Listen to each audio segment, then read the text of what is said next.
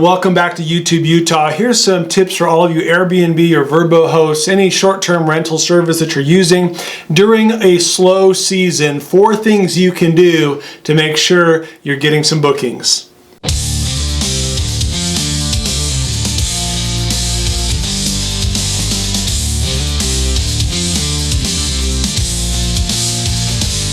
If you're living in 2025 and you're a homeowner with a property for rent, you know that travel has been way down this year. There's an Iran conflict with Israel, so there's travel bans from a few countries coming in. We've had fires in Los Angeles. We had the hurricane across the East Coast just about 8 months ago. So there's a lot of upheaval and various reasons that people just aren't traveling, and we're also waiting for a strengthening economy with the new administration.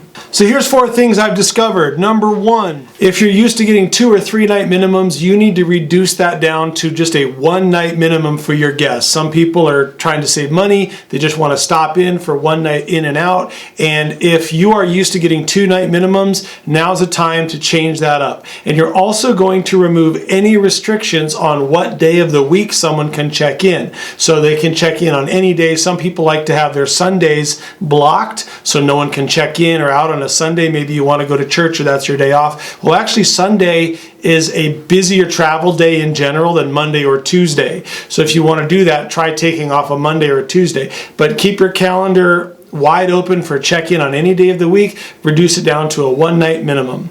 And on the flip side, you can let your guests know that there's multi-night discounts. You want to make this very juicy and appealing. Multi-night discounts starting at just 2 nights, and put that at the top of your description that they can get a discount for staying 2 nights or more. Now your guests, if they really like the area and they are planning on staying 2 or 3 or 4 or more nights, they're going to start looking at how the percentage discount racks up as they book more nights on the calendar. So you can reduce it down to 1 night minimum, but then you can also make it juicier by adding multi-night discounts, and they might just book 2 or 3 nights anyways.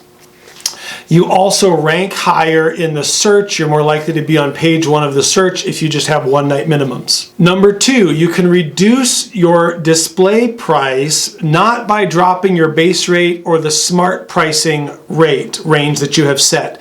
You're not going to touch those. You are going to go into your calendar settings, and then you are going to make an adjustment, a percentage discount, maybe 5, 10, 15% or 20% is really juicy. What you can do is raise your base rate and then add like a really juicy discount like 20%. This is a bit of a psychological trick, but anyone in marketing and sales knows this works. So the guest, when they're searching for the rental, they will see a slash through the price, and they will see a reduced price next to the slash price.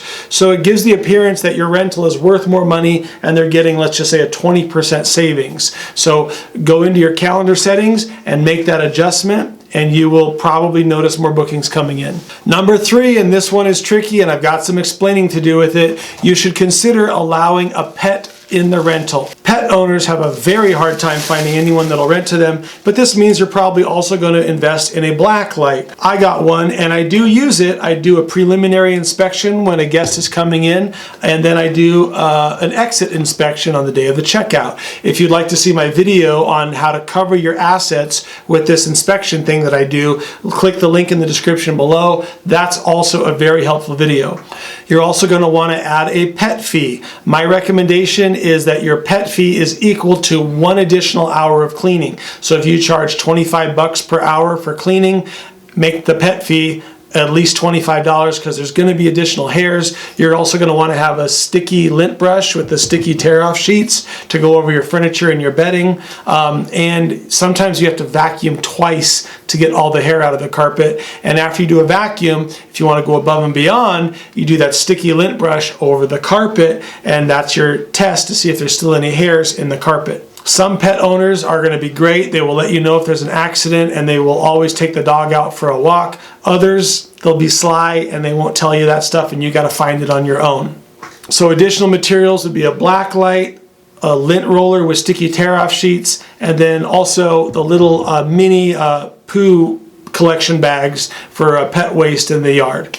And then you should also have a laminated sign probably by the closet door where you have these extra pet supplies stored so the guest can easily find them. Okay, and then the last thing you can do, number 4, it's a bit aggressive, but if you want to price compare with what the nearest hotel is doing in your area, find the nearest hotel, preferably just a mile or 2 away, maybe it's a few miles away, and see what they are doing price-wise. And if you want to get really aggressive, you can check it morning, afternoon, and evening, and then you price match what that hotel is doing. Now, this is where you have to look at trade-offs, and you really have to run what we call comps in real estate. So does this hotel offer a pool and a swimming pool and a hot tub? Do you have a swimming pool and a hot tub? Yes or no? That's going to change up how you price it. Does a crowded hotel room with just 2 full-size beds, and you're offering 2 bedrooms with a queen bed in each? Well, that's an interesting thing. If you're price comparing or price matching with that, that should be a no-brainer. They should come to you.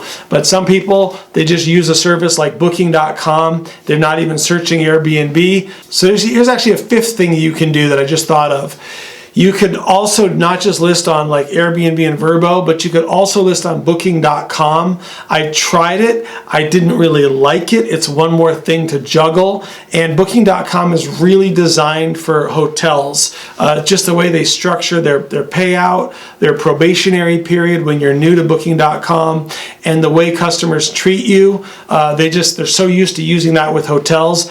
I don't think it works well for an average homeowner that has 1 property or maybe 2 properties. If you want to try booking.com, that's just one more way to gain exposure, and you can list across multiple platforms. I primarily use Airbnb. I just recently got on VRBO, and I don't really want to touch booking.com again, but if money gets really tight, heck, I might just get back on booking.com, and then you have one more screen open on your computer where you're checking for things coming in, or you have the app on your phone. It's one more beep coming in that you have to deal with, and it's one more calendar sync that you also have to do. So there's your 4 must-have strategies, and the 5th bonus one if you want to try booking.com. If this video helped you out during the slow season, would you please give it a like and a share, and of course subscribe to my channel for more Airbnb strategy videos.